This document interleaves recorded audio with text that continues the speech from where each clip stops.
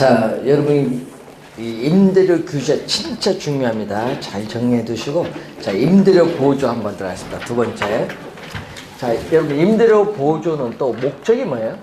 임대료 보조의 목적은 또 저소득 임차인에 있어서 임대료 부담을 또 낮춰주기 위해서 임대료를 보조해 주는데, 직접 개입일까요? 간접 개입일까요?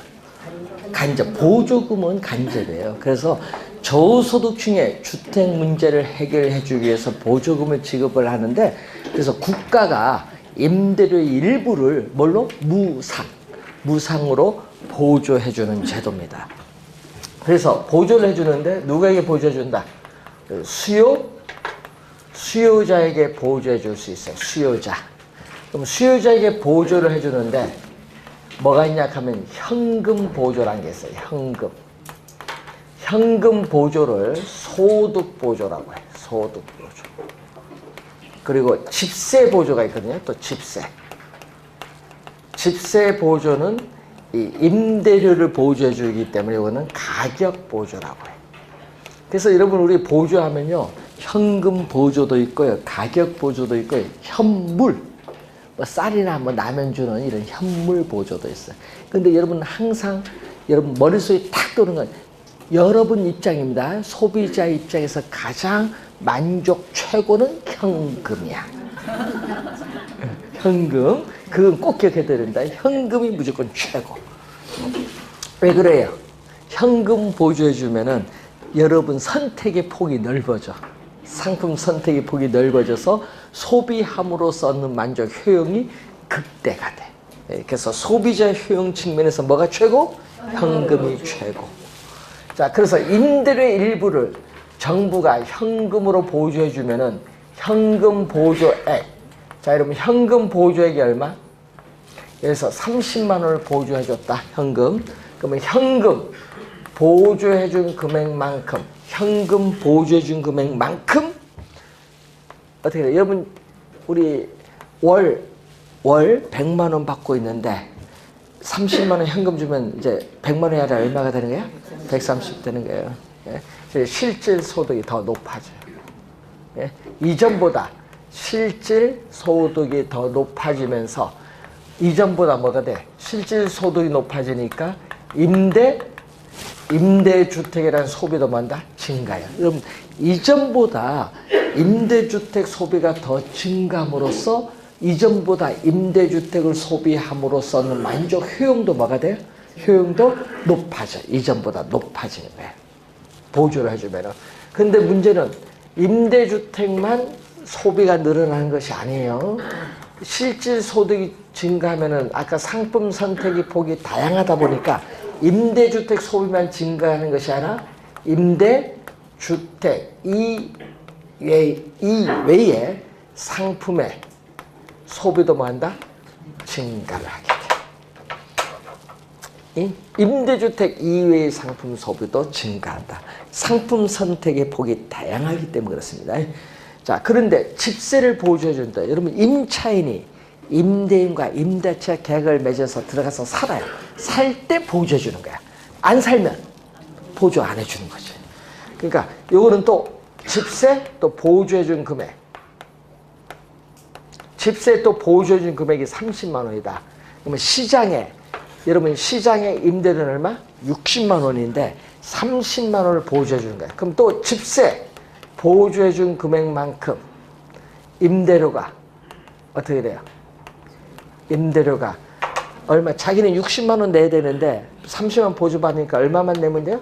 30만 원만 내잖아요. 그래서 그럴 때 우리는 상대제란 말 써요.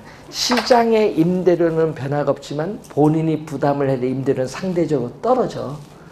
30만 원만 내면 되니까 그걸 항상 상대적으로 뭐 한다? 하락한 셈이 돼. 상대적으로 임대료가 하락을 하니까 이전보다 또 임대주택 소비가 뭐 한다?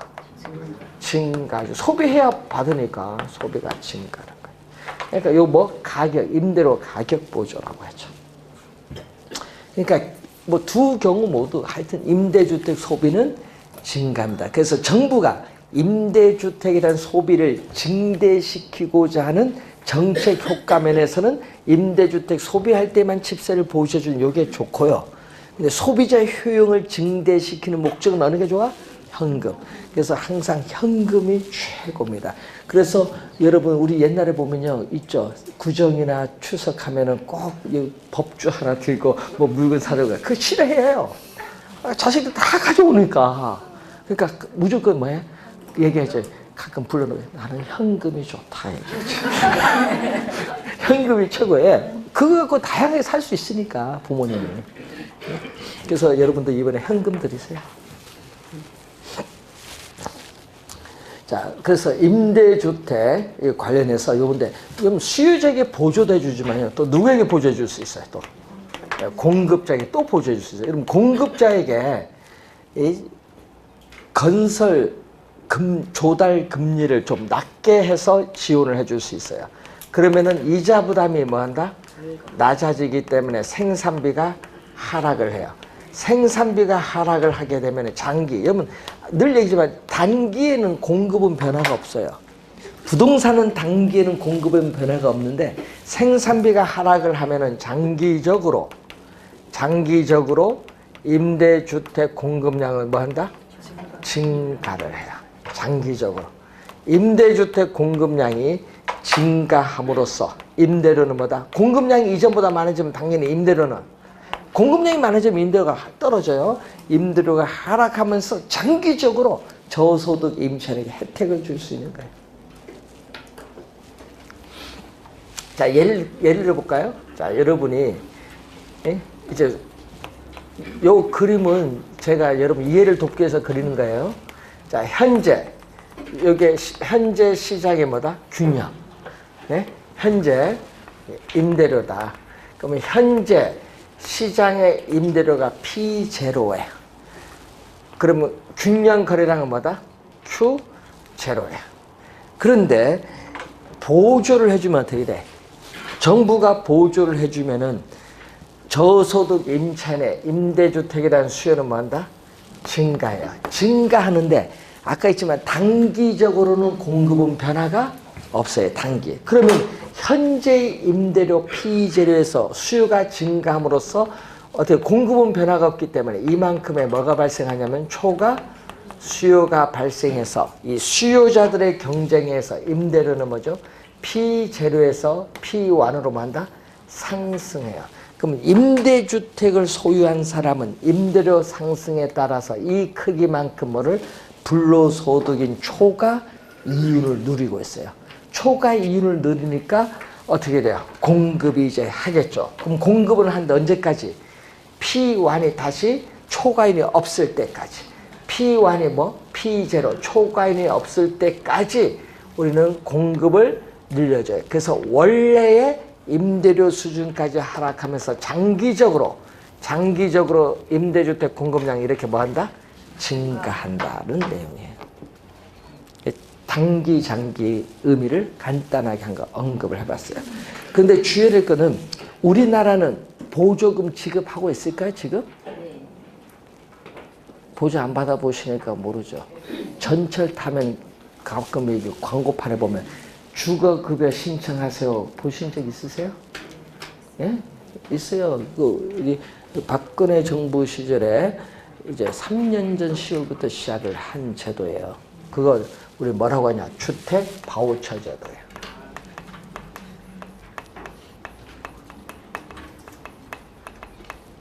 주택 바우처인데 이 바우처는 쿠폰이야, 쿠폰.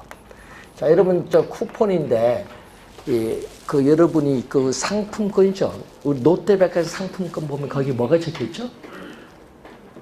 상품권 보세요. 뭐 적혀 있어요?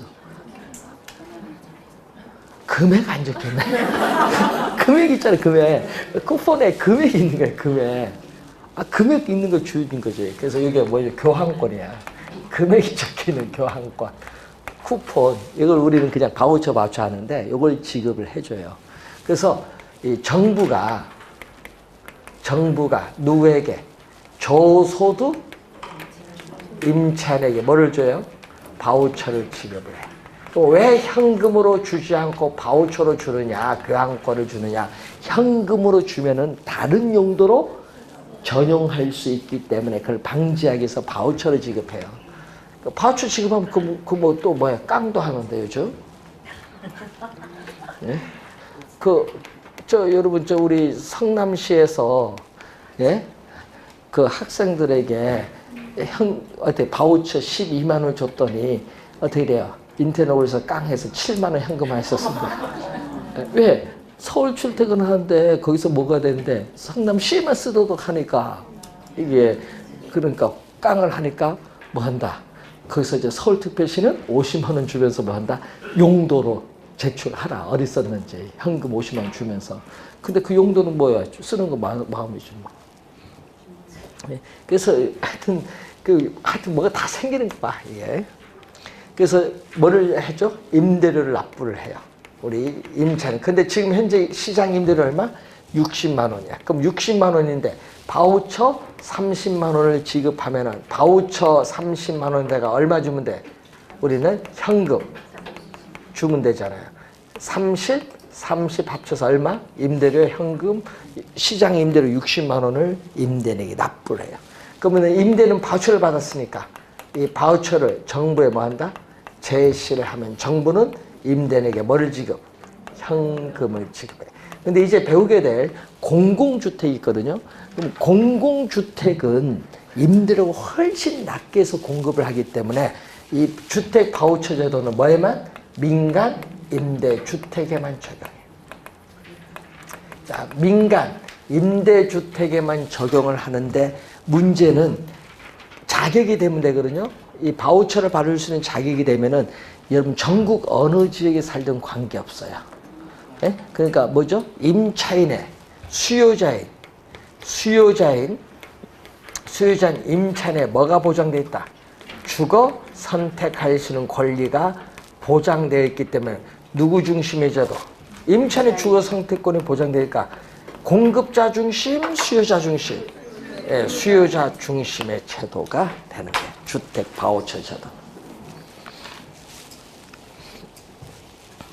현재 실시하고 있는 제도입니다. 그리고 또 여러분 주거급여법이라고 들어보셨어요? 주거급여법. 여러분 이 주택 바우처 제도에 이것도 일종의 주거급여거든요. 주거급여법에 주거급여가 또 있거든요. 주거급여는 저소득 임차인에게 임차료, 수선 유지비, 기타 수급품 등을 지원해 주는 게 주거급여. 예? 그래서 우리가 보면은요, 주거급여도 있고, 국민기초생활보장법상에 또 주거급여도 있어요. 그건 6만 원 정도 좀 되나? 요거는 최대 한 4만 원 정도 되나요? 그 정도 될까요? 여기 더 많아요. 그래서, 그럼 왜 보조를 해줘요? 옛날엔 보조 없었잖아요. 보조해주는 이유가 있어요. 왜냐? 옛날에는 요걸 해줬거든, 다. 공공주택. 옛날에는 요걸 주로 많이 했는데 요즘 공공주택 공급이 쉽지 않아서 그래요. 그래서 공공주택을 공급을 하는 것은 생산자 보조 방식으로 해서 우리는 공공주택을 지어서 여러분에게 뭐 한다? 공급을 해요. 근데 중요한 건 공공주택인데 호주에서는 정부주택이라고 하고요. 유럽에서는 사회주택이라는 명칭을 사용해요. 우리는 공공주택입니다. 공공주택 특별법이 있어요. 그래서 이 공공주택에서의 임대료, 이 공공주택에서의 임대료를 민간 임대주택, 그럼 시장에서의 민간 임대주택에서의 뭐와? 시장 임대료. 민간 임대주택에서의 시장 임대료보다 훨씬 뭐해서 낮게 해서 공급하는 거예요. 지금 민간 임대주택 시장 임대료가 60만 원이면 이거 얼마? 15만 원. 이런 식으로 공급을 해요. 그럼 공공주택의 임대료와 민간 임대주택 임대료를 서로 달리해서 공공주택을 공급하죠. 임대료에 대한 또 뭐를 형성한다? 임대료에 대한 이중 가격을 형성하면서 공공주택을 공급해요. 그러면은 요 임대료의 차액 45만 원인데 이 임대료의 차액만큼 정부로부터 임대료를 보조받는 것과 똑같은 효과를 주거든요. 그렇기 때문에 우리나라는 임대료 보조보다는 어떻게 돼요? 공공주택을 공급하는 정책을 주로 많이 활용해 왔어요. 근데 공공주택을 공급하면 어떻게 돼요? 그 공공주택이 공급되는 지역에 가서 살아야 돼. 그래서 임차인의 주거 선택권이 제약을 받아요. 그 지역에 가서 살아야 해요. 나는 서울에 살아야 되는데 양주에 공급하면은 안 가요. 그런 게 있잖아요. 주거 선택권의 제약을 가져와요. 그래서 이 차액만큼 주거 비용이거든요. 주거비를 다른 말로 주택 임대료입니다. 여러분 주거비를 다른 말로 주택 임대료 뭐에 있다? 보조. 요 차액만큼 보조해주는 효과가 있는데 시험 지문에는요. 이걸 제일 많이 출제한다는 거. 요 지문. 여러분 그래프 나온 효과는 출제 안 해요. 하여튼 요 지문을 출제. 그래서 요즘에는 임대료 규제에서 지문 한 2개, 보조 하나, 공공주택에 한두 지문에서 출제를 하면서요. 정답은 어디서 묻고 있다? 임대료 규제에서 묻는다는 거 주의하셔야 돼요.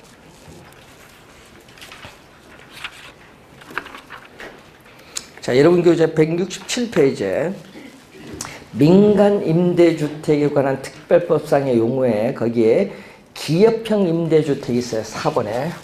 기업형 임대주택을 요즘 뉴스에서 보면 여러분이 나오는 뉴스테이. 기업형 임대주택을 요즘 뉴스 보면 뉴스테이 많이 하는데 요걸 얘기합니다. 뉴스테이. 그래서 몇 년? 기업형 임대사업자 몇 년? 8년입니다. 8년. 그리고 준공공 요거 27회 시험 2년 전에 정답으로 물었습니다. 이것도 몇 년? 8년. 요게 개정되기 전 8년으로 개정되기 전에는요. 요걸 몇 년이냐면 10년이 했어요. 과거. 요거 8년으로 바뀐 거예요. 8년. 그래서 시험에 나올 때 주의해야 됩니다. 그리고 단기는 옛날에 5년 했다가 몇 년? 요거 8년에 반 4년. 자, 그 내용을 한번 보시면 되겠습니다. 자, 그래서 여러분 8번에 기업형 임대사업자는 기업형 임대주택을 공급을 하겠죠. 그래서 8년 이상 임대할 목적으로 몇 호? 100호의 동그라미. 100호 이상으로서 대통령령으로 정하는 호수 이상의 민간 임대주택을 취득하였거나 취득하려는 임대사업자고 9번의 일반은 기업형 임대사업자가 아닌 임대사업자는 몇 호? 요거는 1호. 1호입니다. 기업형 임대사업자는 100호. 여기는 1호. 자, 공공주택 특별법 우리 시행령상의 용어인데 영구임대주택 여기 많이 들어봤어요. 근데 거기는 거기 뭐 나왔어요? 거기 이제 최저소득계층이 포인트죠. 제일 낮은 게요. 그리고 뭐죠? 50년 이상 또는 영구적인 임대를 목적으로 하는 겁니다. 자, 그리고 국민임대주택도 많이 들어본 건데 요거 영구보다 약간 높은 거예요. 요거는 저소득 서민이야. 저소득 서민의 주거 안정을 위해서 요거 몇 년? 30년 이상 장기간 임대를 목적으로 공급하는 공공임대주택입니다. 이건 30년. 아까 영구는 50년 이상 또는 영구적이고 이건 30년 이상. 자, 행복주택도 많이 또 들어봤어요. 뭐죠? 우리 행복주택 하면은 우리가 젊은 층인데 거기 뭐 신혼부부라든지 또 사회 초년생, 대학생, 이 젊은 층의 주거 안정을 목적으로 공급하는 공공임대주택입니다. 여러분 행복주택은 민간임대주택이 아니라 뭐죠? 공공임대주택이라는 거. 장기전세주택 이것도 2번 정도 출제했는데 여러분 과거에는 30년이라는 게 명시됐다. 이게 개정되면서 30년이 없어졌어요. 그래서 어떻게 돼요? 전세 계약의 방식으로 공급하는 공공임대주택입니다. 전세 계약. 옛날에 30년이라고 했는데 이게 없어졌어요. 법에서. 자, 분양 전환 공공임대주택이 있죠. 여러분 요즘 많이 하죠. 보통 10년 임대 살다가 끝나면 전환해 주는 거. 그거 있잖아. 분양 전환 공공임대주택. 그래서 일정 기간 임대 후에 분양 전환할 목적으로 공급하는 공공임대주택입니다. 요즘 보니까 10년 얘기 많이 나오잖아요. 보면. 그 기존 주택을 매입을 하는 임대주택이 있고 또 기존 주택을 전세 임대주택이 있어요. 그래서 여러분이 그 개념들을, 요즘 나오는 개념들을 한번 확인해 보시면 돼요. 그러면 시험 지문에 요 용어들이 가끔 출제를 해요. 출제원들이.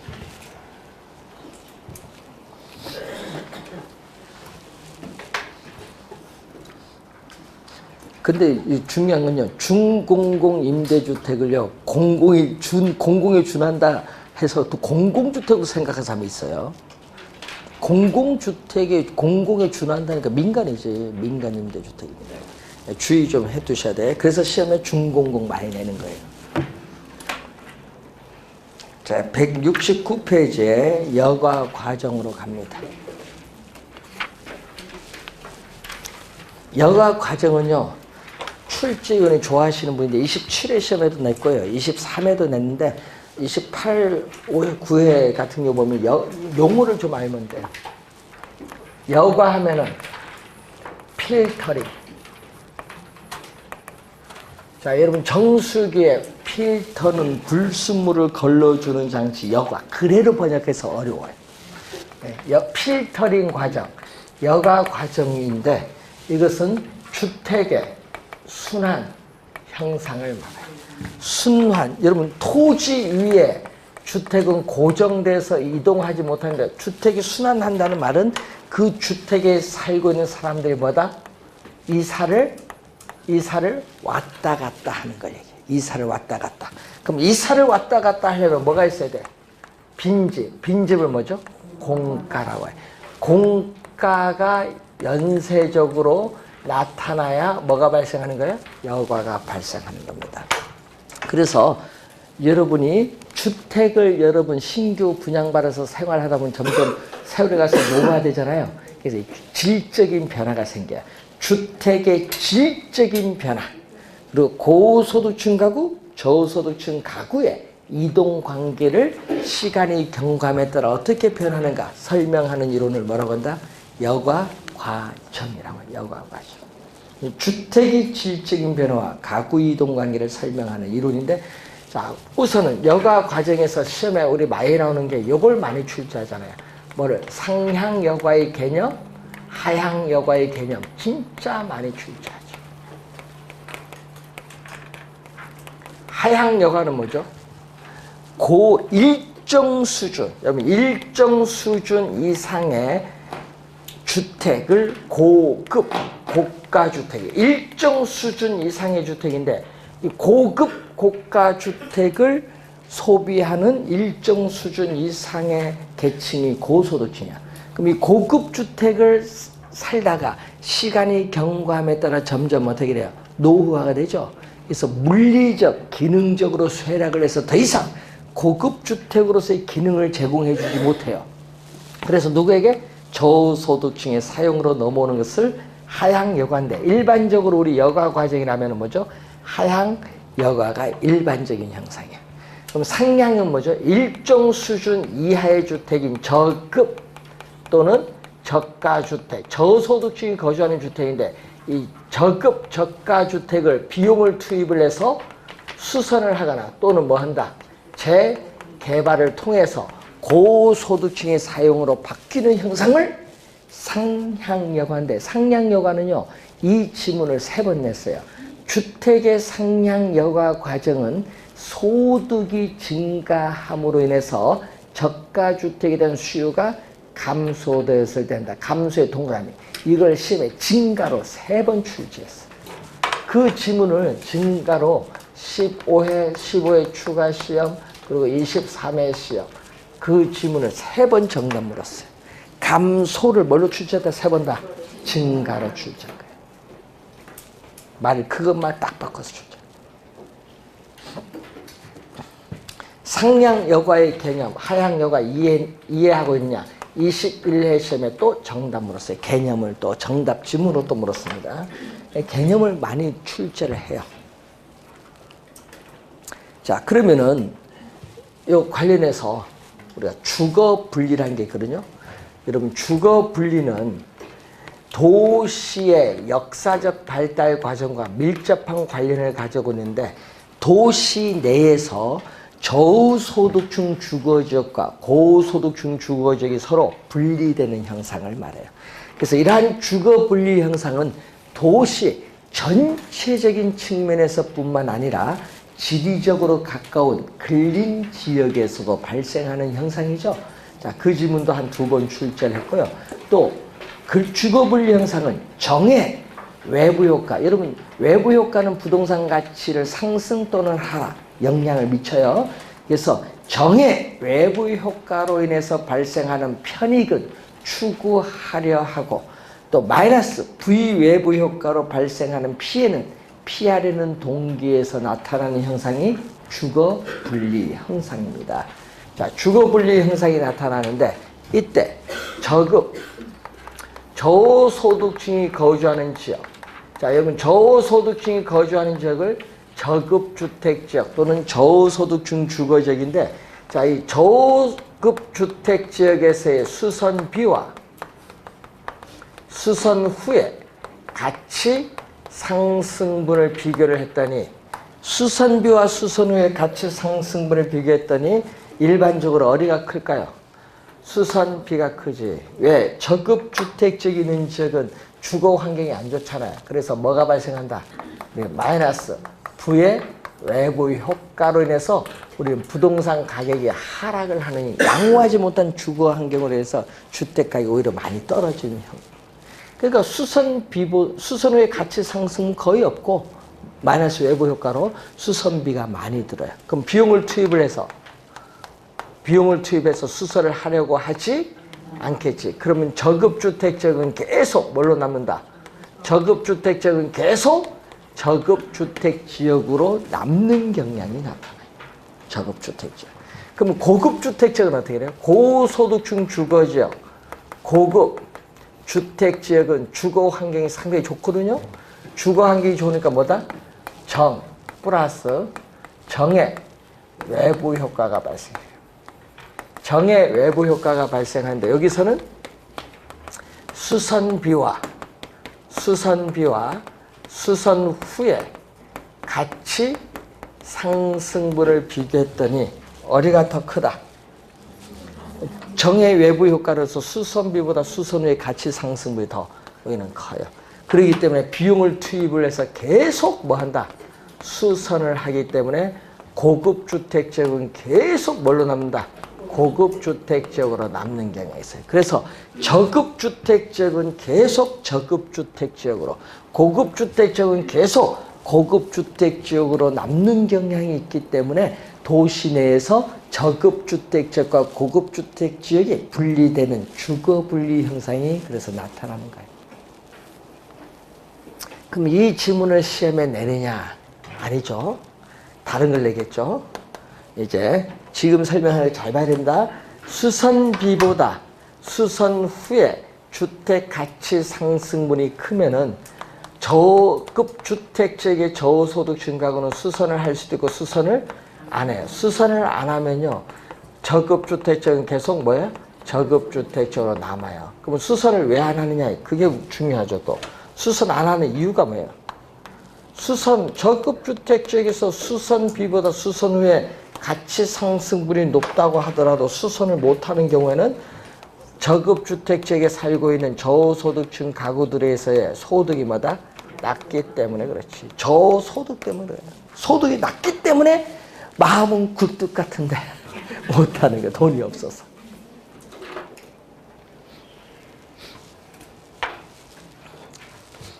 여러분, 우리 의정부 가는 게 별내주고 있거든요.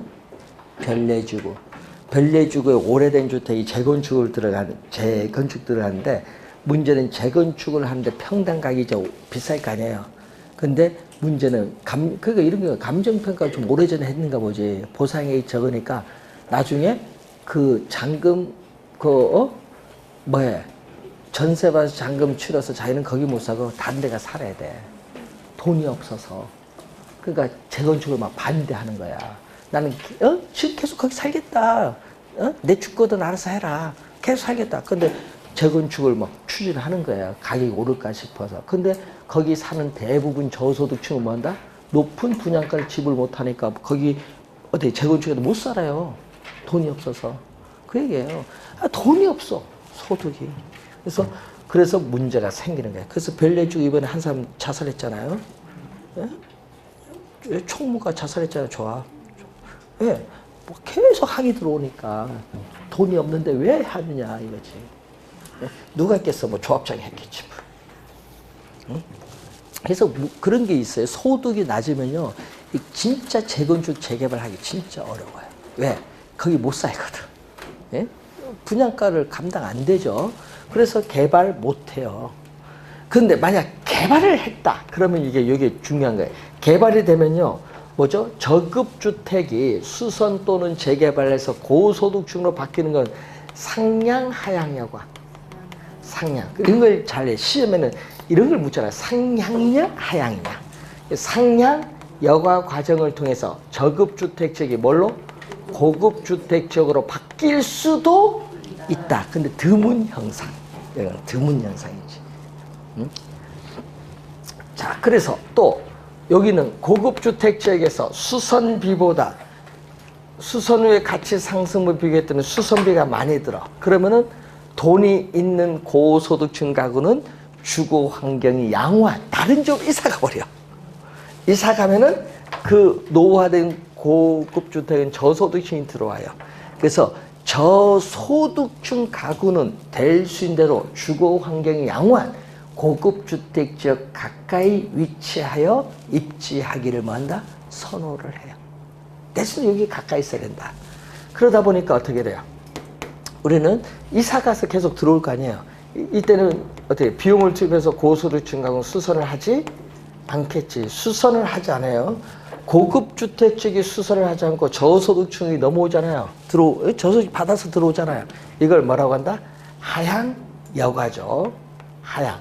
그래서 여러분 19회 시험은 이걸 뭘로 출제한 거야? 19회 시험 정답이었잖아요. 상향으로 출제했을 거 아니에요. 19회 시험 정답 지문. 하향 여가를 뭘로 출제했다? 상향 여가. 들어온 걸 뭐죠? 어떤 지역에 이렇게 새로운 요소가 들어오는 걸 우리 뭐라고 해요? 침입. 하향 여과에 따르는 침입을 발생해요. 그럼 계속 들어오면은 이 고급 주택 지역이 점점 뭘로 바뀐다? 새로운 이용 주체인 뭘로? 저급 주택 지역으로 변하는데, 이렇게 새로운 인자의 침입으로 해서 토지 이용 주체가 바뀌는 이 형상을 우리는 천이 계승이죠. 27회 시험 이거 나왔잖아요. 이 여가 과정, 인근 지역의 여가 과정에는 침입과 계승의 논리가 적용된다, 안 된다? 적용되고 있다. 여기 출제 또 했었죠. 2년 전에. 시험 문제 잘 봐두셔야 되는데, 문제는 요 밑에 있는 내용이 좀 주의해야 되고요. 근데 여러분 27회 2년 전 정답이 있어요. 이 저급주택 지역 가까이에 있는 고급주택은 어떻게 돼요? 고급주택은 양호하지 못한 주거 환경으로 인해서 어떻게 돼요? 건축비에도 못 미쳐요. 가격이 낮으니까. 그래서 여기는 그래서 저급주택 지역 가까이 있는 고급주택은 뭐가 돼서 제값도 못 받는다. 할인돼서 거래가 이루어지고, 고급주택 지역 가까이 있는 뭐죠? 저급주택은 어떻게 돼? 양호한 주거 환경을 누릴 수 있기 때문에 이거는 제값보다 더 비싸게 거래가 돼. 그러니까 뭐가 붙어서? 프리미엄, 할증료, 프리미엄, 할증료가 붙어서 거래가 이루어진다. 그래서 27회는 이걸 뭐로? 할증료, 여기는 뭐? 할인, 바꿔서 출제를 했어요. 27회 시험 정답지. 27회, 23회 시험에 출제했죠. 2번 출제했는데, 그래서 요 내용을 한번 주의해 두시고, 그리고 여러분 거기 보면 불량주택이란 말이에요. 문제 풀다 보면은 불량주택이라는 용어가 가끔 나오는데요. 영어를 요걸 번역해요. 푸어 하우징을 번역한 거. 푸어는 가난한입니다. 가난한 사람들이 거주하는 주택을 불량주택. 그러니까 저급주택, 저가주택, 저비용주택, 임대주택, 불량주택 다 비슷한 말입니다. 그래서 이 불량주택의 문제는 이 불량주택 그 자체가 문제가 아니라 그 주택에 살고 있는 주민들의 소득이 뭐다? 낮기 때문에 생기는 소득의 문제예요. 그러면 불량주택 문제를 해결한다.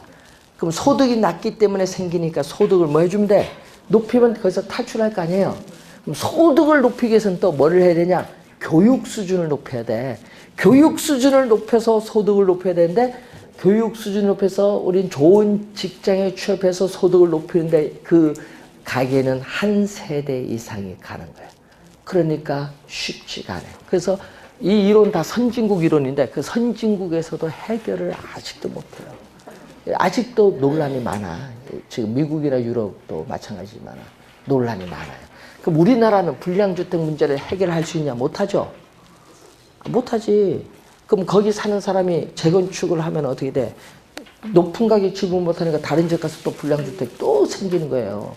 그러니까 여러분 재건축, 재개발을 하면은 그 높은 가격 지불을 하지 못하는 계층은 그 지역에서 쫓겨나는 거예요. 쫓겨나는 거예요. 그래서 여러분이 재건축, 재개발의 좋은 면도 있지만은 나쁜 면도 있어요. 그래서 외국에서는 웬만하면은 재개발, 재건축을 안 해요. 외국에서는. 왜냐? 외국은 안 하는 이유가 뭐냐? 하나가 조건 때문에. 여기 한번 가보세요. 재개발, 재건축을 안 해요. 하나의 조건 때문에. 왜? 표가 바뀐다. 선거에. 그래서 안 해요. 우리는 하죠. 예? 우리는 하잖아요. 그러니까 표가 바뀌어버려. 그 지역이. 소득 계층이 바뀌면 표가 바뀐다니까, 선거에. 그래서 그걸 외국은 있기 때문에 절대 안 해. 그러니까 외국은 예측 가능해, 표가. 저기는 민주당, 저기는 공화당, 이런 게 딱 가능해. 그러니까 우리 보통 보면 예측 다 하잖아요. 그래서 꼭 어디서? 미국 대통령 플로리다주에서 거기서 4년 동안 이 사람 잘했나면 다 거기서 갈리는 거예요. 다 예측 가능해요. 우리는 예측이 안 돼. 국회 선거 보세요. 예측이 안 돼. 네? 그래서 그게 다 이런 문제가 생겨. 시험 문제에 요걸 좋아하신 분은 가끔 내요. 그래서 시험 문제 여러분이 관련해서 우리 15회 시험, 19회 시험, 23회 시험, 27회 시험을 출제했어요.